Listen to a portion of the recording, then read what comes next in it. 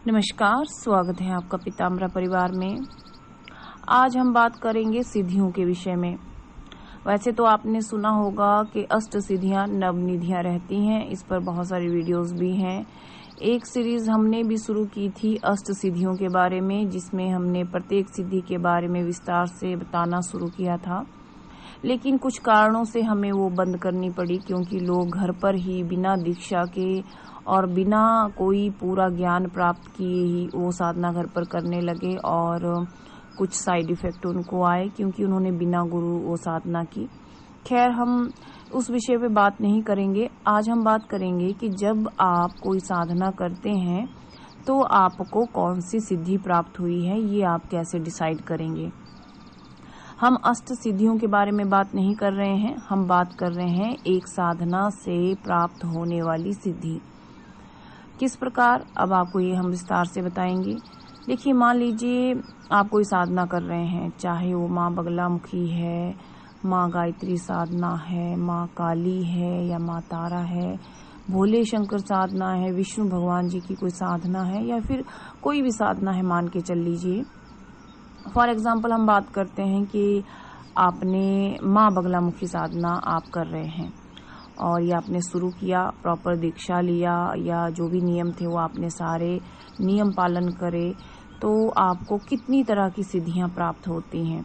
वैसे तो सिद्धियां बहुत सारी रहती हैं, लेकिन उन सिद्धियों में भी स्टेजेस रहती हैं, मतलब पहली स्टेज, द्वितीय स्टेज, तृतीय स्टेज। अब आप कैसे डिसाइड करेंगे कि आप कौन सी स्टेज पे हैं। जब भी अभी तो हम बात कर रहे हैं माँ बगलामुखी साधना की, या आप इस बारे में बात कर सकते हैं कि गायत्री साधना की, लेकिन एक्चुअल में हम कोई एक साधना ले लेते हैं। ये ओनली फॉर एग्जाम्पल है, आपको समझाने के लिए। आप कोई भी साधना की बात कर लीजिए यहाँ, चाहे माँ बगला, चाहे माँ गायत्री या कोई भी। तो हम फिलहाल माँ बगलामुखी की बात करते हैं। मान लीजिए आपने प्रॉपरली माँ बगलामुखी साधना की दीक्षा ली, विधि विधान जान करके, नियम जान करके प्रॉपरली आपने स्टार्ट किया, तो आपको धीरे धीरे सिद्धियां मिलना शुरू हो जाती हैं। लेकिन जब कहा जाता है ये कि मुझे माँ बगलामुखी सिद्धि है, मतलब अगर कोई पर्सन कहता है कि मुझे माँ बगलामुखी सिद्धि है, तो हाउ यू कैन डिसाइड कि आपकी जो सिद्धि है वो कौन सी स्टेज की सिद्धि है। प्रथम सिद्धि है, प्रथम स्टेज की सिद्धि है, द्वितीय स्टेज की सिद्धि है, या पूर्ण सिद्धि है। तो पहले हम एक साधना से प्राप्त होने वाली सिद्धियों की बात कर रहे हैं, उनकी स्टेजेस की हम बात कर रहे हैं यहाँ। जैसे स्टार्टिंग में जो आपको सिद्धियां मिलना शुरू होती हैं, उन्हें हम गौण सिद्धियां कहते हैं, गौण सिद्धि कहते हैं। जो आपको द्वितीय स्टेज पे प्राप्त होती है सिद्धि, उसे मध्यमा सिद्धि कहते हैं, और जो आपको तृतीय स्टेज पे जो प्राप्त होती है सिद्धि, उसे हम पूर्ण सिद्धि कहते हैं। अब कैसे जानेंगे कि आप जो साधना कर रहे हैं उसमें आपको कौन सी सिद्धि प्राप्त है। देखिए, जितना विस्तार से हम आपको समझा रहे हैं, मे बी कोई ही यूट्यूबर इतना समझाता होगा या किसी ने समझाया होगा, लेकिन सिद्धियों में भी अगर आपको कोई सिद्धि मिल रही है तो उस सिद्धि में भी स्टेज रहेंगे। पहली stage, second stage, third stage, इस तरह से। तो इसको हम 3 भागों में विभाजित कर रहे हैं, फर्स्ट, सेकंड एंड थर्ड। अब बात करते हैं फर्स्ट स्टेज की, या गौण सिद्धि की। तो ये गौण सिद्धि क्या है। मान लीजिए आप साधना कर रहे हैं, आपको हमने बताया या किसी आपके गुरु ने बताया कि आप जो है 1,25,000 जप कीजिए और आपको सिद्धि मिल जाएगी, लेकिन वो सिद्धि नहीं है। टू बी फ्रैंक, क्योंकि देखिए बहुत सारे यूट्यूब चैनल इसी बात पे चल रहे हैं कि आपको 1,00,000 जप कर लो, 11,000 जप कर लो, इतने दिन जप कर लो, आपको सिद्धि मिल जाएगी, लेकिन वो सिद्धि नहीं है। मान लीजिए हम अपने ही चैनल की बात करते हैं। हमने कहा कि आपने पीताम्बरा परिवार से दीक्षा ली और हमने कहा कि आप 1,25,000 जप कर लीजिए। उस समय जब आप जप कर रहे हैं, मान लो आप 3 लाख ही जप कर रहे हैं, तो आपको कुछ सिद्धियों की स्टेज में गौण सिद्धि प्राप्त होने लगती है। सिद्धियां अनेक प्रकार की रहती हैं, लेकिन उन सिद्धियों की भी स्टेज है। फर्स्ट स्टेज है गौण सिद्धि। तो कैसे आप डिसाइड करेंगे कि आपको गौण सिद्धि हो रही है। मान लीजिए आपको पूर्वाभास होने लगते हैं, पायलों की झनकार सुनाई देती है, आपके चक्र हील होने लगते हैं, आपको कोई आने वाला है आपके घर में आपको पता चल जाता है। साधना काल में कुत्ते, बिल्ली, कौवे का स्वर आपको सुनाई देता है, उनका रुदन आपको सुनाई देता है। तो आप समझ लीजिए कि जो आपके आसपास जो एनर्जी है, चाहे वो नेगेटिव है चाहे वो पॉजिटिव है, मतलब वो एक्टिवेट हो चुकी हैं, उनको पता है कि आप क्या कर रहे हैं। लेकिन उसमें देखिए डरने वाली कोई बात नहीं रहती है। कहीं सूक्ष्म आत्माएं आ जाती हैं, आपका स्पर्श करती हैं, आपका मंत्र जप भी चुराने का प्रयास करती हैं, लेकिन वो आपको नुकसान नहीं करती हैं, खाली आपका ऊर्जा लेना चाहती हैं। उसके अनेक रीजन रहते हैं। कोई अपना उद्धार करना चाहती है, कोई अपना जो कोई मोटिव होता है उनका वो पूरा करना चाहती है। क्योंकि मान लीजिए वो सूक्ष्म आत्मा अगर इस सूक्ष्म स्टेज में फंसी पड़ी है, देखिए ये भी स्टेज है, हमारे आसपास बहुत सारे लोग हैं जो हम नहीं जान पाते हैं, अलग अलग डायमेंशन हैं, उन डायमेंशन को हम नहीं जान पाते हैं क्योंकि हम जो रहते हैं वो हमारे जो डायमेंशन है वो उनसे परे हैं। हम 4th डायमेंशन में रहते हैं, पूर्व, पश्चिम, उत्तर, दक्षिण। और ये डायमेंशन का एक अलग मेथड है, वो हम कभी फिर किसी वीडियोस में आपको समझाएंगे। अभी हम गौण सिद्धि की बात कर लेते हैं। या आप किसी का जो है कोई बात आपसे कोई कहने वाला होता है, आपको पता चल जाता है कि सामने वाला क्या कहना चाहता है। आपको स्वप्न के माध्यम से आपको अनेक देवी देवताओं के दर्शन होने लगते हैं, लेकिन स्वप्न के माध्यम से, ठीक है। या आप जो है इस प्रकार जान पाते हैं कि अभी मेरे साथ कुछ घटित होने वाला है। मान लीजिए मैं गाड़ी लेके जाने वाला हूँ, मेरा एक्सीडेंट होने वाला है या टायर पंचर होने वाला है, कोई आपके घर पे आने वाला है। इस तरह से आपको अनेक तरह की बातें अपने आप पता लगना शुरू हो जाती हैं। और लोग इन्हीं सिद्धियों का बखान करके कहते हैं कि हमें सिद्धि प्राप्त हो गई है, लेकिन वो क्या है, वो सिर्फ गौण सिद्धि है जो आपको एक साधना में साधारणतया प्राप्त हो जाती है।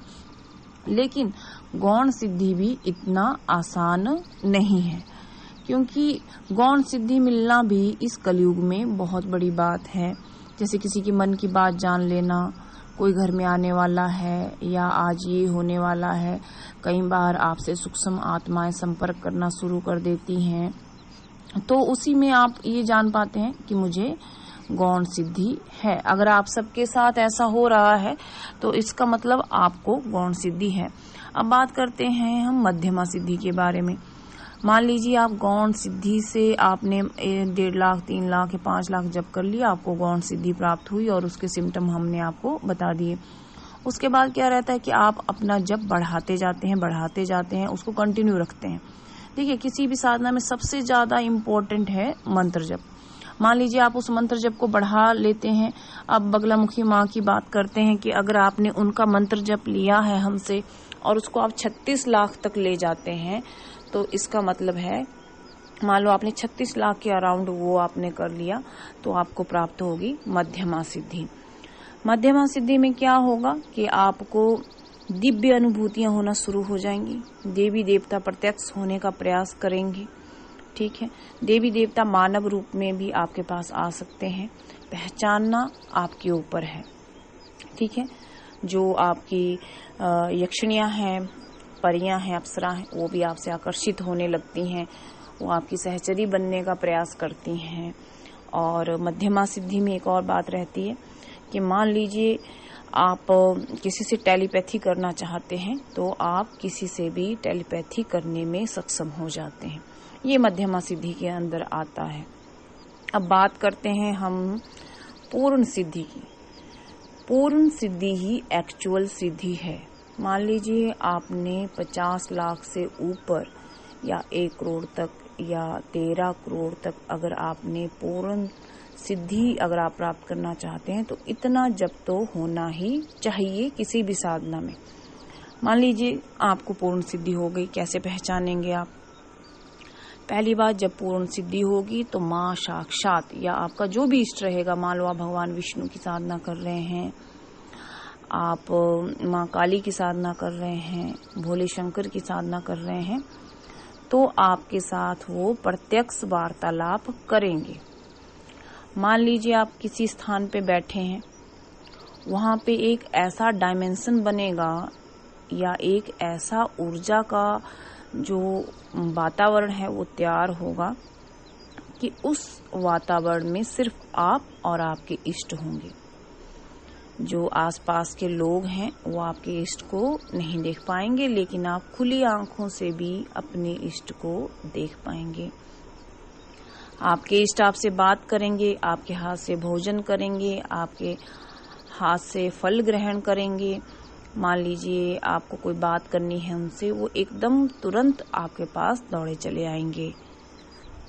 जानते हैं कि पूर्ण सिद्धि किसे प्राप्त थी? जैसे सिद्धि या प्रेम, इसे आप कह लीजिए, ये जैसे महाकाली के जो भक्त रहे या सबसे बड़े प्रेम करने वाले उनके बेटे रहे, जैसे रामकृष्ण परमहंस जी, महाकाली के ये इतने बड़े भक्त रहे कि स्वयं महाकाली इनके पास आती थी, इनके हाथ से भोजन करती थी, और भी अनेक बातें हैं।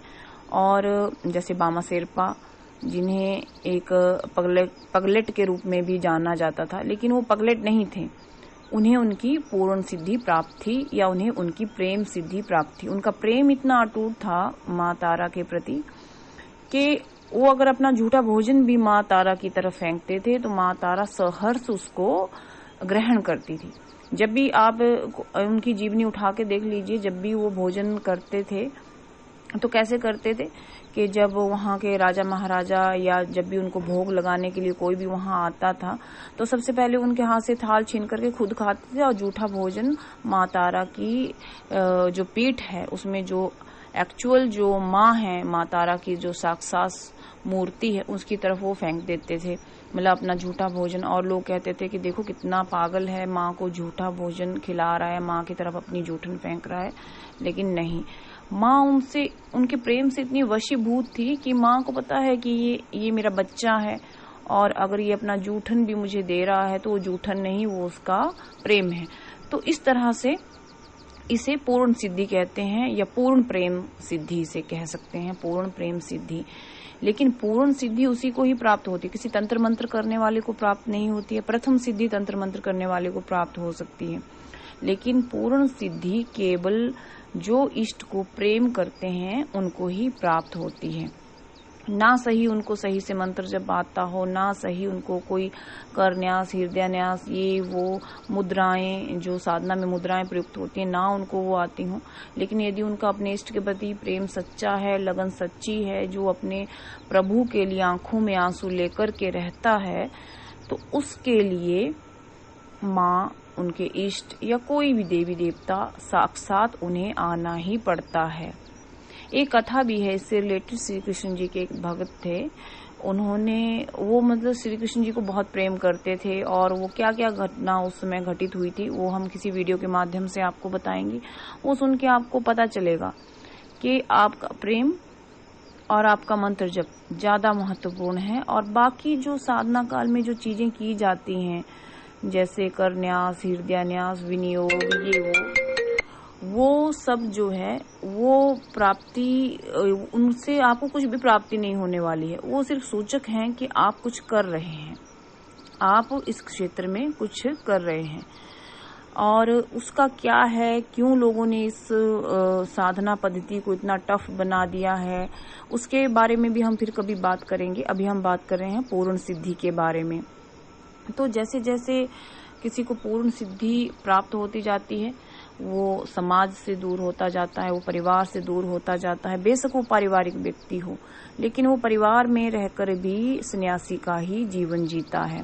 देखिए, रामकृष्ण परमहंस जी का परिवार था, उनकी बकायदा पत्नी थी, सुना है उनके बच्चे भी थे, ठीक है। तो उस चीज से कोई फर्क नहीं पड़ता कि आप गृहस्थ हैं या नहीं हैं। आपको कोई बड़ा संन्यास लेने की जरूरत नहीं है, कोई हिमालय पर्वत पे जाने की जरूरत नहीं है। अगर आपका प्रेम है, अगर आपका प्रेम सच्चा है, यदि आप अपने इष्ट के सच्चे प्रेमी हैं, तो आपको यही ये सिद्धियां प्राप्त हो जाती हैं। लेकिन पूर्ण सिद्धि कदापि किसी तांत्रिक को, किसी अघोरी को, या किसी तंत्र मंत्र करने वाले को, या अन्य जो कर्मकांड जो लोग करते हैं उनको कदापि नहीं होती है। पूर्ण सिद्धि केवल एक प्रेमी को ही प्राप्त होती है जो अपने इष्ट से प्रेम करता है। देखिए, जब कोई अपने इष्ट से प्रेम करता है, जैसे मीरा जी इसका उदाहरण है, सूरदास जी इसका बहुत अच्छा एग्जाम्पल है, तो प्रभु तो नंगे पैर दौड़े चले आते हैं। आप एक बार अपने इष्ट के प्रति प्रेम जगा के तो देखिए, प्रेम करके तो देखिए, आपको ये सब पता चल जाएगा और आप पूर्णतः वैरागी हो जाएंगे, पूर्णतः सन्यासी हो जाएंगे। क्या हुआ जो आपके पास करोड़ों की संपत्ति हुई, क्या हुआ जो आपके पास बहुत सारा धन दौलत हुई, या आप कहीं के राजा महाराजा या कुछ भी रहें, आप सब त्याग कर देते हैं। प्रहलाद को आप देख लीजिए, एक राजा के घर में उन्होंने जन्म लिया, हिरण्यकश्यप के घर में जन्म लिया, लेकिन उनका विष्णु भगवान के प्रति इतना प्रेम था कि उन्होंने सारी चीजों का त्याग कर दिया और स्वयं उनके पिता उनके दुश्मन हो गए। खैर छोड़िए, वो भी बात छोड़िए, लेकिन जो अपने इष्ट से प्रेम करता है उसका प्रेम जन्मों जन्मों तक चलता है। वो अपने इष्ट के लोक में जाकर के ही रहता है, बेशक उसे मोक्ष मिले या ना मिले, लेकिन उसे अपने इष्ट का, अपने प्रभु का पूर्ण प्रेम मिलता है।